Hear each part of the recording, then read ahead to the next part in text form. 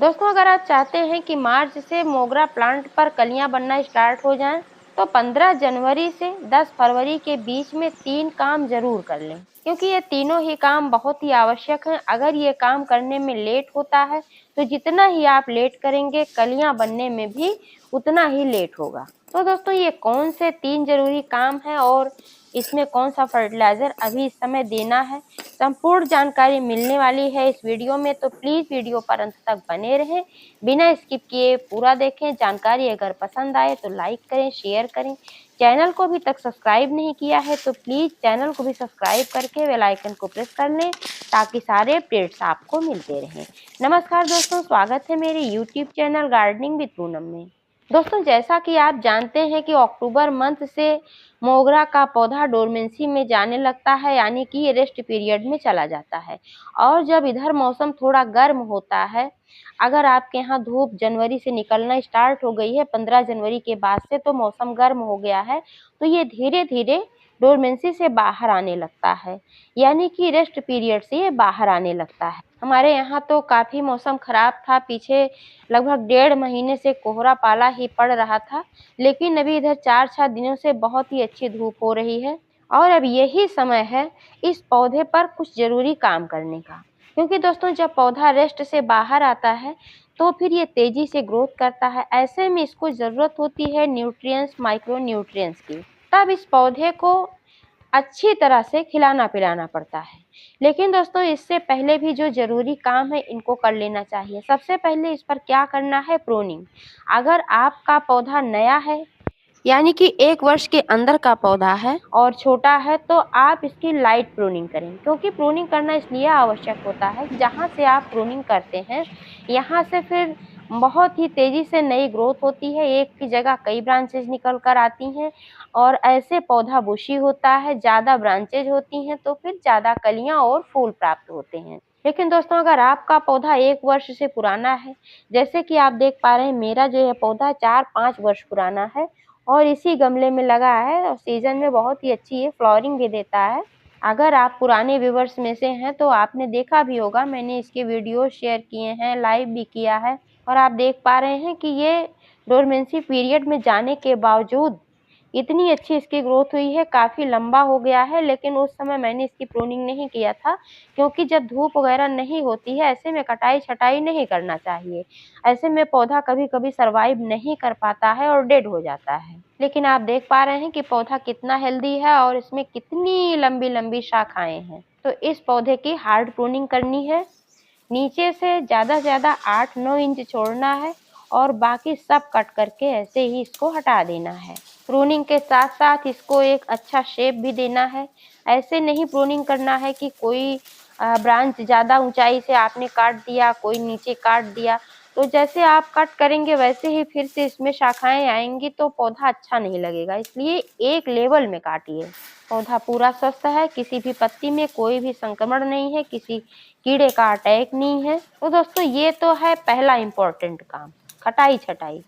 और दूसरा इम्पोर्टेंट काम जो है, ये है गमले की सफाई। यानी कि इधर जब काफ़ी दिनों से फर्टिलाइज़र वगैरह नहीं दिया है, तो अगर आपके गमले में घास फूस उग गया है या सूखी पत्तियां गिरी हुई हैं, कुछ भी है, तो उसकी साफ़ सफाई कर देना चाहिए। वैसे तो मैं अपने गमले की साफ़ सफाई करती रहती हूँ, आप देख पा रहे हैं इसमें कुछ विशेष इस तरह से घास फूस कुछ भी नज़र नहीं आ रहा है, क्योंकि मैं समय समय पर इसकी साफ़ सफाई करती रहती हूँ। वैसे तो दोस्तों, मोगरा वाटर लविंग प्लांट है, गर्मियों में इसमें नियमित पानी देने की आवश्यकता पड़ती है। कभी-कभी जब ज़्यादा धूप होती है तो दोनों टाइम वाटरिंग करने की ज़रूरत होती है, क्योंकि मोगरा जो है ये सन लविंग भी है। जब इसको धूप मिलती है 5 से 6 घंटे की, तभी ये पौधा ठीक तरीके से चलता है। तो जब धूप में रहता है पूरे दिन की, तो मिट्टी इसकी जल्दी-जल्दी ड्राई होती है। ऐसे में आपको दोनों टाइम वाटरिंग करने की ज़रूरत होती है। लेकिन अभी चूँकि मौसम ठंडा है, पीछे बहुत ज़्यादा कोहरा वगैरह हो रहा था, धूप नहीं हो रही थी, तो मिट्टी में नमी हमेशा बनी रहती थी। ऐसे में नियमित रूप से पानी देने की ज़रूरत नहीं होती है। जब आपको लगे कि मिट्टी ज़्यादा ड्राई हो रही है, तब इसमें आप पानी दें। तीसरा जो ज़रूरी काम है दोस्तों, अगर आपने अपने पौधे को कहीं ऐसी जगह पर रखा है जहाँ पर ज़्यादा धूप नहीं आ रही है, तो अब आपको ऐसी जगह पर अपने गमले को रख देना है उठा करके, जहाँ पर कम से कम 5 से 6 घंटे की धूप आती हो, सीधी धूप पड़ती हो। क्योंकि दोस्तों अगर मोगरा के पौधे को फुल सूर्य की रोशनी नहीं मिलती है, तो ये पौधा ठीक तरीके से न चल पाता है और ना ही इसमें कलियां बनती हैं, ना ही अच्छी फ्लावरिंग दे पाता है। फंगस लगने का खतरा बना रहता है सो अलग, क्योंकि फंगस जो होता है ये नमी में ज़्यादा पनपता है, इसको नमी पसंद है। अगर पौधा बराबर नमी में ही रहेगा, धूप नहीं मिलेगी, तो फंगस लगने लगता है। जो हमारा ये मोगरा का पौधा होता है बहुत ही सेंसिटिव पौधा होता है, इसलिए इस पर अक्सर स्पाइडर माइट्स का अटैक हो जाता है, जो कि बहुत ही खतरनाक होते हैं। पिछले साल इसमें हुआ था मेरे पौधे में, और मैंने इसका ट्रीटमेंट करके किसी तरीके से फिर खत्म किया है। ऐसा लग रहा था कि ये पौधा बचेगा ही नहीं। आप चाहें तो पिछले साल का मेरा वीडियो देख सकते हैं, लेकिन आप देख पा रहे हैं कि इस वर्ष इस पर किसी भी प्रकार के कीड़े का अटैक नहीं हुआ है। दोस्तों अगर आपका पौधा ज़्यादा खराब हो गया है, तो हो सकता है कि आपके गमले में जो मिट्टी है इसमें न्यूट्रिएंट्स, माइक्रो न्यूट्रिएंट्स की विशेष कमी हो। तो ऐसी कंडीशन में आप अपने पौधे को रिपोर्ट करें, यानी कि पौधे को पूरा का पूरा गमले से निकाल लें और दूसरी मिट्टी गमले में भरकर इस पौधे को लगाएं। रिपोर्ट करते समय 50% गार्डन सॉइल, 20% रेत और 30% गोबर की सड़ी हुई खाद या फिर कंपोस्ट खाद मिलाएं। लेकिन दोस्तों अगर आपके पौधे में विशेष कमी नहीं है, आपका पौधा मेरे जैसा हरा भरा है, तब जान लीजिए कि मिट्टी में विशेष कमी नहीं है, क्योंकि मैंने इसको पिछले सीजन में रिपोर्ट किया था और पौधा मेरा स्वस्थ है। तो दोस्तों इसलिए इसको रिपोर्ट नहीं करना है, लेकिन हाँ एक काम जरूर करना है, वह यह है कि गमले से 1/3 मिट्टी निकाल लेना है। इस तरह से मिट्टी थोड़ी चेंज हो जाएगी, पूरी तरीके से रिपोर्ट भी नहीं करना पड़ेगा। और साथ में इसमें जो बहुत सारी जड़ें भर जाती हैं, ये जड़ें भी ट्रिम हो जाएंगी, क्योंकि जड़ों को भी ट्रिम करना बहुत ही आवश्यक होता है। जब आप रिपोर्ट करते हो तब भी जब पौधे को गमले से निकालते हो तो जड़ों को ट्रिम कर देना चाहिए, लेकिन इस बात का विशेष ध्यान रखना चाहिए कि जो प्रमुख जड़ें हैं, यानी कि जो इसकी मेन जड़ें हैं, तो इनको नहीं डिस्टर्ब करना है। अगर ये डिस्टर्ब हो जाती हैं तो फिर पौधा खराब हो जाता है। लेकिन दोस्तों जो ये पतली पतली जड़ें होती हैं, बहुत ज़्यादा गमले में भर जाती हैं, अगर ये गमले में ऐसे पड़ी रहती हैं तो फिर पौधे का विकास रुक जाता है, क्योंकि फिर जड़ों का भी विकास रुक जाता है, इसमें स्पेस ही नहीं होता है और जड़ों को बढ़ने के लिए। तो इसलिए इनको ट्रिम करना बहुत ही आवश्यक होता है। अभी आप देख पा रहे हैं कि यहाँ से मैंने 1/3 मिट्टी निकाल दिया है, साथ साथ मैंने बहुत सारी जड़ों को भी ट्रिम कर दिया है। अब फटाफट से मिट्टी तैयार करना है। अब आप ध्यान से देखिए कि मिट्टी में क्या मिलाना है। यहाँ पर मैंने जो लिया है ये गार्डन सॉइल है, गमले में मैंने रख दिया था उठाकर ऐसे ही, और इसमें रेत वगैरह मिली हुई है। लेकिन दोस्तों इसमें 4 चीज़ें मैं और मिलाऊंगी।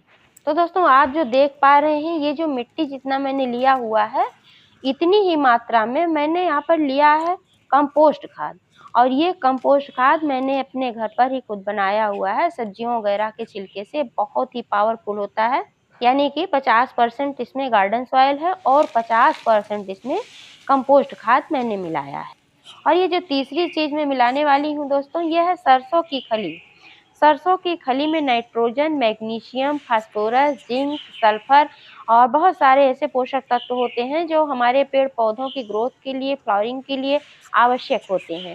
खासकर इसमें जो मैग्नीशियम और नाइट्रोजन होता है, इससे ग्रोथ बहुत ही तेज होती है, क्योंकि नाइट्रोजन और मैग्नीशियम ही ऐसे पोषक तत्व होते हैं जिससे पत्तियों और ब्रांचेज का विकास तेज होता है। और ये तत्व पौधे को हरा भरा रखने में भी मदद करते हैं, क्योंकि जब मैग्नीशियम और नाइट्रोजन की कमी होती है तो फिर क्लोरोफिल का निर्माण नहीं हो पाता, और जब क्लोरोफिल का निर्माण नहीं होता है तब हमारा पौधा पीला पड़ने लगता है। क्वांटिटी की बात करें दोस्तों तो ये कम से कम 50 ग्राम मैंने लिया है, क्योंकि मेरा 12 इंच का गमला है और इसके लिए मैं तैयार कर रही हूँ। चौथी चीज़ जो मैं मिलाने वाली हूँ दोस्तों, यह है single super phosphate. Single super phosphate में 21% कैल्शियम, 16% फास्फोरस और 11% सल्फर होता है। इसके अलावा इसमें जिंक, बोरान जैसे और भी पोषक तत्व पाए जाते हैं। इसके इस्तेमाल से पौधे के तने, जड़ सभी मजबूत होते हैं, मिट्टी की संरचना में सुधार होता है। इससे हमारे पौधे में फूल भी अच्छे आते हैं और फल वाले पौधे हैं तो फल भी अच्छे लगते हैं। कैल्शियम की अच्छी मात्रा पौधे में होती है तो इसमें कीड़े-मकोड़े भी नहीं लगने पाते हैं, यानी कि रोग प्रतिरोधक क्षमता को भी बढ़ाता है। तो दोस्तों इसलिए इसमें 50 ग्राम सिंगल सुपर फास्फेट भी मिला देना है। और ये जो 5वीं चीज है दोस्तों, ये है नीम की खली। नीम की खली जो होती है भी नाइट्रोजन से भरपूर होने के साथ साथ ये एंटीबैक्टीरियल, एंटी फंगल, एंटीवायरल होती है। इसके इस्तेमाल से मिट्टी जो होती है कीड़े मकोड़ों, फंगस से बची रहती है, पूर्ण स्वस्थ होती है, मिट्टी की संरचना में सुधार होता है, इसलिए हमारे पौधे हरे भरे होते हैं। तो इसको भी 50 ग्राम मिलाना है। इस प्रकार से दोस्तों इन सभी चीज़ों को मिक्स करके एक बहुत ही अच्छा सॉइल मीडिया तैयार करके मैंने रख लिया है। तो यहाँ पर यही मिट्टी अब मैं भरूंगी। लेकिन दोस्तों मिट्टी भरने से पहले एक बहुत ही इम्पोर्टेंट चीज़ है जो कि इसमें डालना बहुत ज़रूरी है। ये है केले के छिलके, जो आप देख पा रहे हैं, ये सूखे हुए केले के छिलके हैं।